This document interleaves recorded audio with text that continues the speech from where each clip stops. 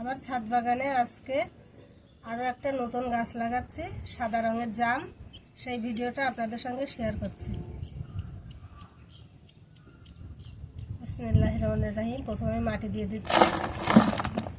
এখন আমি ফলের খোসা, সবজির খোসা এগুলো সব দিয়ে দিচ্ছি।